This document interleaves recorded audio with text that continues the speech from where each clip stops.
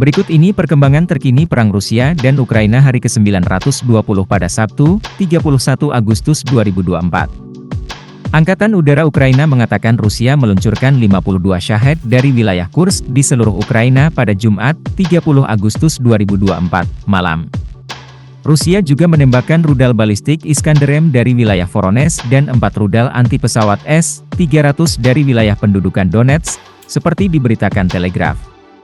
7 orang tewas akibat serangan Rusia di Kharkiv. Serangan bom Rusia di kota Kharkiv di timur laut Ukraina menghantam sebuah bangunan perumahan dan taman bermain, menewaskan 7 orang dan melukai sedikitnya 77 lainnya. Presiden Ukraina, Volodymyr Zelensky, mengatakan seorang gadis berusia 14 tahun termasuk di antara yang tewas.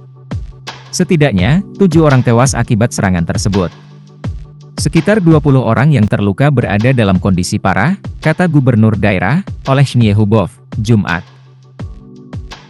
Otoritas Ukraina mengatakan serangan itu melibatkan 5 bom luncur berpemandu udara yang diluncurkan dari pesawat di wilayah Belgorod, Rusia. Zelensky minta sekutu izinkan Ukraina pakai senjata jarak jauh.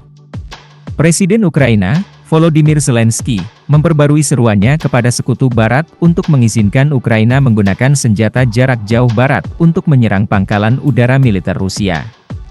Serangan tidak akan terjadi jika pasukan pertahanan kita memiliki kemampuan untuk menghancurkan pesawat militer Rusia di tempat mereka bermarkas, kata Zelensky. Tidak ada alasan rasional untuk membatasi pertahanan Ukraina, lanjutnya, seperti diberitakan The Guardian. Rusia mengatakan Ukraina menembakkan bom curah ke kota Belgorod dan daerah pinggirannya, menewaskan sedikitnya 5 orang dan melukai 37 warga sipil, termasuk sedikitnya 6 anak-anak. Seorang wanita dan 4 pria tewas akibat luka-luka mereka di tempat sebelum ambulans tiba, kata Gubernur Daerah, Vyacheslav Gladkov, Sabtu. Ia mengunggah video yang memperlihatkan sebuah rumah terbakar.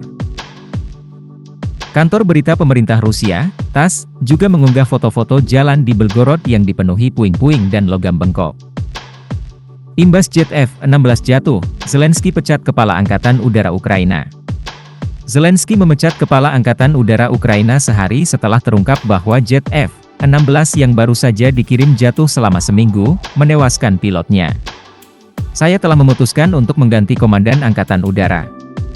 Saya sangat berterima kasih kepada semua pilot militer kita, kata Zelensky dalam pidato video pada Jumat malam hari, tanpa memberikan alasan pemecatan Mykola Oleshchuk.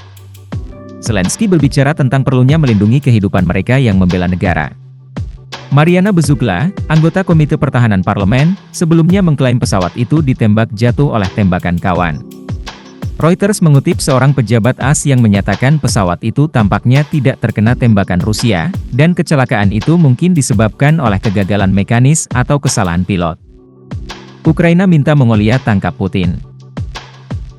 Ukraina telah meminta Mongolia untuk menangkap Presiden Rusia, Vladimir Putin, saat ia berkunjung pada hari Selasa, 3 September 2024.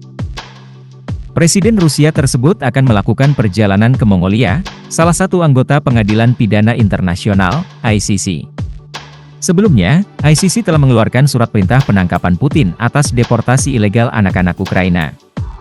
Rusia rebut 3 desa di Ukraina. Militer Rusia mengatakan pasukannya telah merebut 3 desa di Ukraina Timur, tempat mereka terus maju meskipun Kiev juga melancarkan serangannya ke wilayah Rusia. Dalam sebuah pengarahan yang dipublikasikan di halaman Telegram, Kementerian Pertahanan Rusia mengatakan pasukannya telah merebut permukiman di wilayah Donetsk, Luhansk, dan Kharkiv. Rusia selidiki pejabat atas dugaan korupsi. Juru bicara Kremlin, Dmitry Peskov, mengatakan penyelidikan korupsi terhadap pejabat pertahanan Rusia melibatkan tuduhan serius yang akan berujung pada persidangan, menurut laporan Reuters. Pengadilan militer di Moskow telah menahan Pavel Popov, mantan Wakil Menteri Pertahanan, atas dugaan penipuan dalam serangkaian penyelidikan korupsi terbaru terhadap pejabat yang terkait dengan mantan Menteri Pertahanan Rusia, Sergei Shoigu.